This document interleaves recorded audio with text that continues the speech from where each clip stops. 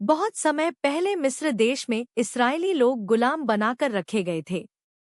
मिस्र का राजा फिरौन उनसे बहुत डरता था, इसलिए उसने हुक्म दिया कि इस्राएलियों के सारे नवजात लड़कों को मार दिया जाए।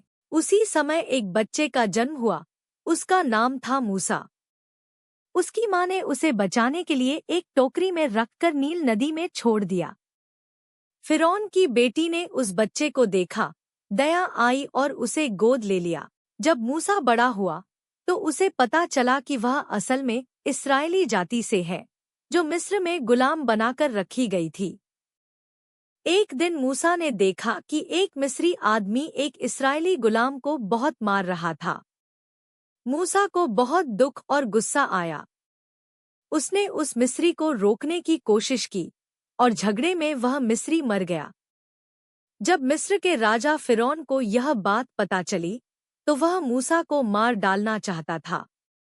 अपनी जान बचाने के लिए मूसा को मिस्र देश से भागना पड़ा।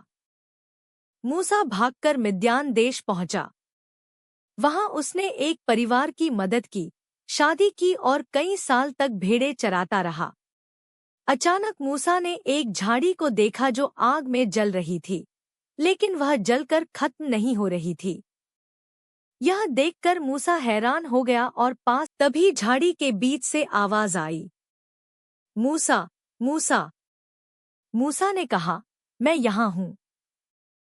आवाज ने कहा, अपने जूते उतार दे, क्योंकि जहाँ तू खड़ा है वह पवित्र भूमि है। फिर परमेश्वर ने कहा कि उन्होंने मिस्र में अपनी प्रजा की पीड़ा देखी है और अब मूसा को उन्हें छुड़ाने के लिए भेज रहे हैं। मूसा अपने भाई हारून के साथ मिस्र गया और राजा से कहा, मेरे लोगों को जाने दे। लेकिन फिरौन ने मना कर दिया।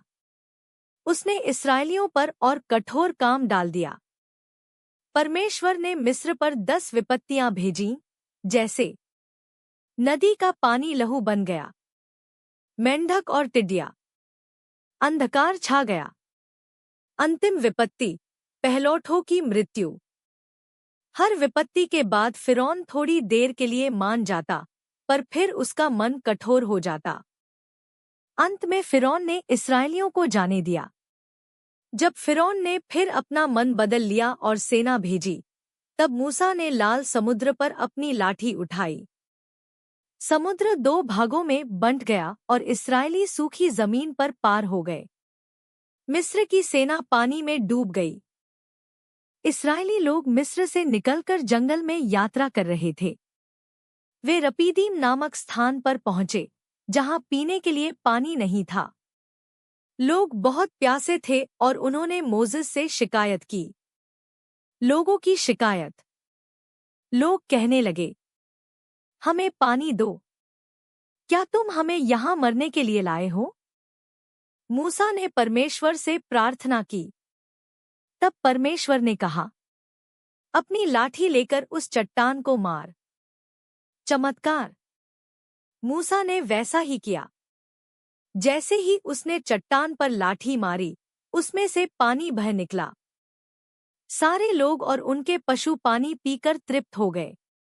उस स्थान का नाम मस्सा और मरीबा रखा गया, क्योंकि वहां लोगों ने परमेश्वर की परीक्षा ली और झगड़ा किया।